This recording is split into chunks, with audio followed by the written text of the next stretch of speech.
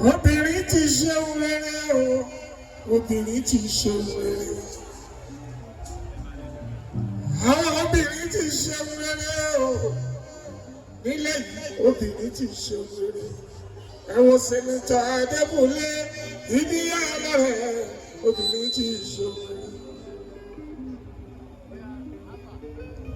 Ọba Ìṣíwájú ni gbogbo wa. Àwa kì í kọ̀yìn sí tó bá fẹ́.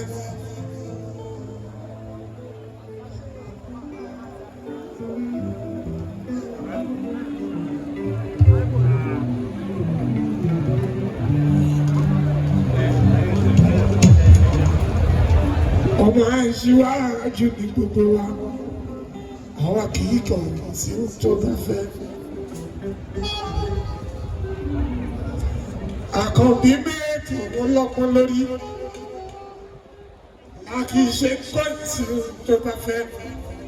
Àwa náà ṣe dìde bí iṣẹ́ bá ti yá. Ọba Ìṣíwájú ni gbogbo wa. Àwa ò kì í kọ̀yìn sí tó bá fẹ́.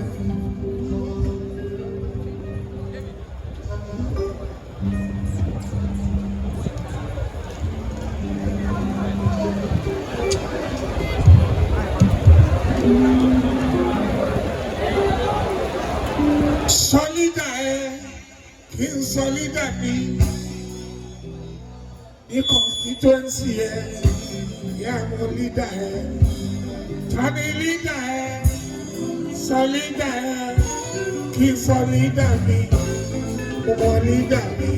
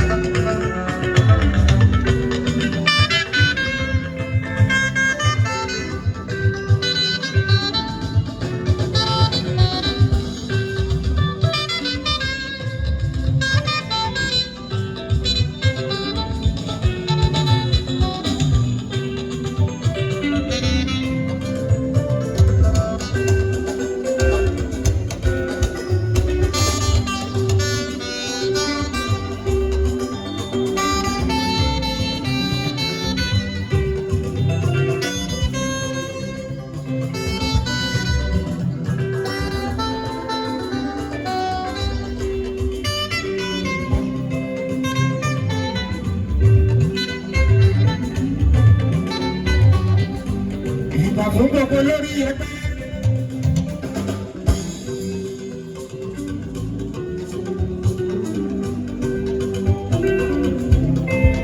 Gbogbo ẹ̀yin ọmọ ẹgbẹ́ rere o, ẹ kú àdúrótì. Ọ̀rọ̀ nípa òṣèlú, ẹ̀yin gbọ́ngàn lẹ́nu. Gbogbo àwọn tẹ́ ẹ bá ránṣẹ́, wọ́n bá bojú wẹ̀yìn, wọ́n padà wọlé, wọ́n wá ṣọpẹ́, wọ́n wá ṣàlàyé. Gbogbo ìrìn àjò, iṣẹ́ tẹ́ ẹ rán wọn o, àbá àbójú fún wọn.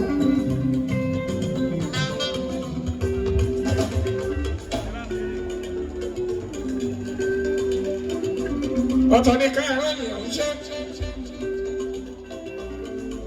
Ọ̀tọ̀ ni ká ẹ̀rọ ọmọ tó kó ní òṣùwọ̀n. Tó máa ṣẹ́ jẹ́, tó létò, tó lágbèékalẹ̀ gidi o.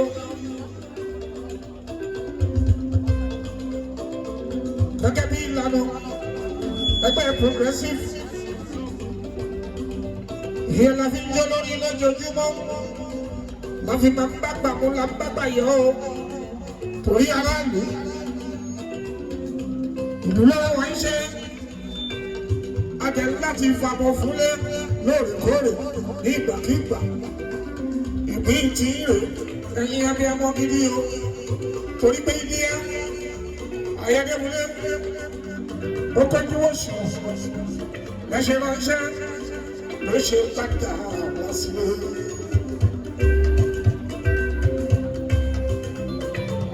Ìgbà gbogbo àwọn àgbà ẹgbẹ́ West Senatorial District ó kí ẹ̀yin olórí Káàmì Rábíù Àdìrá ní Ọmọlúwa ọmọ sí orí ẹrí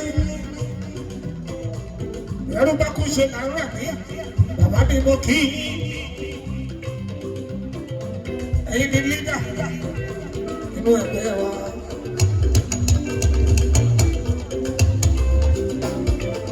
Ẹ̀yin lè ní àbá mi ṣe níwájú àṣetẹ́ ẹ bá dé pa kẹrẹ òun la máa tẹ̀lé lórúkọ lídà pátápátá. Àkọ́bí olóòdùn mẹ́ kí lídà àmárí ibá nínú wa láàbíà nínú ọ̀làlá.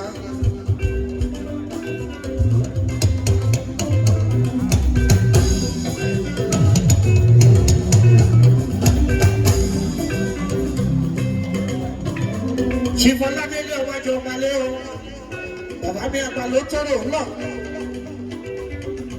ọba ló tẹ̀lé èyí fún ọ. Bàbá àwọn ti mọ́ iná Táíwò. Lídà tèmi ní constituency. Bàbá pátápátá ó kì í yí. Dr. Fini àgbà oyè mo kì í yí bá mi o. Cardinal Dennis Àyìnlá ọdún ọdún. Àyìnlá tó fi ṣe ogun lọ ó kì í yí bá mi. Senator Gani Aláréwájú ọmọ Solomon. Ó kí í yẹ kú àdúrótì. Princess Adéjọkẹ́.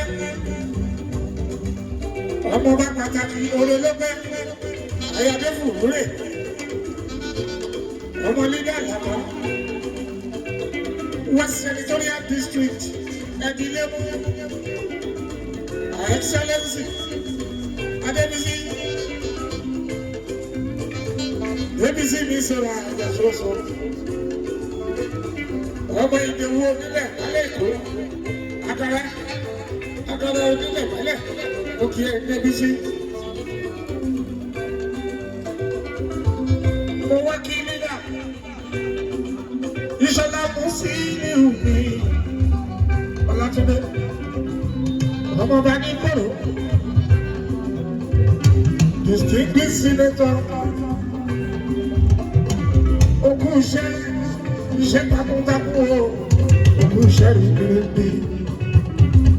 Ọmọ olúwo ńlá, ọmọ ọ̀rọ̀kú èjìgbà, ọmọ apáfẹ́ yẹn jẹ́ o, ẹkú àdúrótì. àkọ́bí mi lílọ aṣíwájú.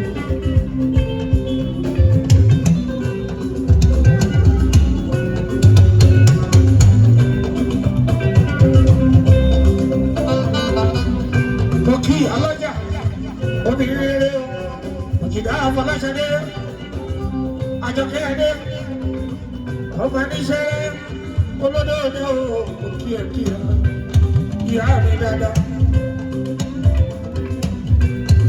Ìyálọ́jà jẹ́ Afọláṣadé. Alájà Ìyábọ̀ Sọ́lá, elétò women leader Lagos State. Olórí ẹgbẹ́ gbogbo obìnrin pátápátá women leader ẹgbẹ́ wa. Mo kọ́ lórí ẹgbẹ́ ní ìpínlẹ̀ Èkó, ọmọọba Cornelius Oyèlábí. Mo wá kí alága ìdarí ìpolongo ètò the West Senatorial District, Honorable Bayo Àrẹ̀mú Ọmọlẹ́ṣojú. Ọmọ bá mọwọ́ wẹ̀, a máa jọmọ àwọn àgbàlagbà. Àrẹ̀mú okú wa tó láṣojú. Mo fi tọwọ́tọwọ́ tàpọ́lé mo fi kí Honorable Dámilọ́lá Ṣọ́náyà James, incoming deputy governor ọlọ́wọ́ tún Muhammadu Kandri Ọbáfẹ́mi Hamzat.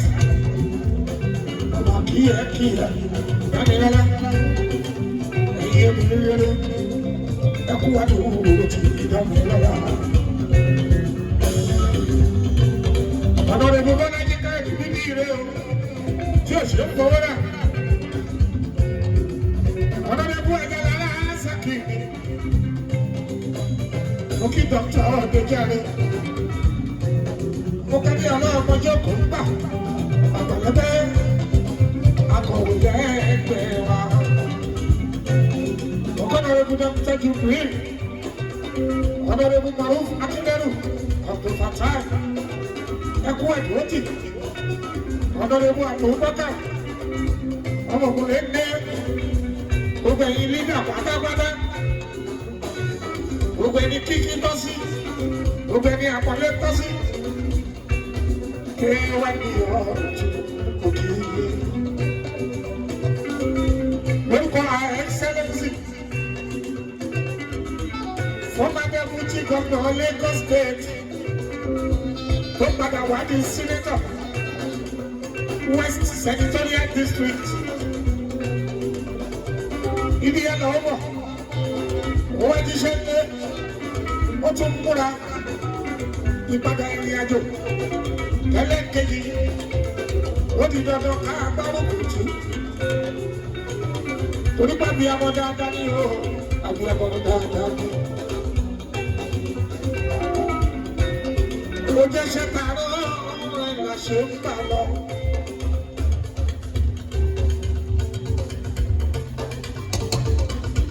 Ìdíyà ó jẹ́ ṣe tààrọ̀ ẹ̀ là ṣe ń bà lọ. Olúrántí ó jẹ́ ṣe tààrọ̀ ẹ̀ là ṣe ń bà lọ. Ó jẹ́ ṣe tààrọ̀ ẹ̀ là ṣe ń bà lọ. Ó ṣe ìjà òkú ṣá ló bá wà. Àwọn àwọn ẹ̀sìn iwájú àtẹ̀lé mi. Ó jẹ́ ṣe tààrọ̀ ẹ̀ là ṣe ń bà lọ. Ó jẹ́ ṣe tààrọ̀ ẹ̀ là ṣe ń bà lọ. Ó jẹ́ ṣe tààrọ̀ ẹ̀ là ṣe ń bà lọ. Olúrántí ó jẹ́ ṣe tààrọ̀ ẹ̀ là ṣe ń bà lọ. Ó jẹ́ ṣe tààrọ̀ ẹ̀ là ṣe ń bà lọ. Ó ṣe ìgbà ogun ṣá ló bá pè wá. Ó ṣe ìgbà ogun ṣá ló bá pè wá. Ó ṣe àwọn ẹ̀ là ṣe ń bà lọ. Àìkẹ́ Adé Olúrántí, Ayọ̀débúlé, ọmọ ẹni òṣèlú bẹ̀rẹ̀ rẹ̀ káwọn kàkà sí ti abẹ́ lọ́ọ̀bí Olúrántí. Àìkẹ́ ó jẹ́ ṣẹ́ tààrọ̀ ẹ̀ là ṣe ń bà lọ.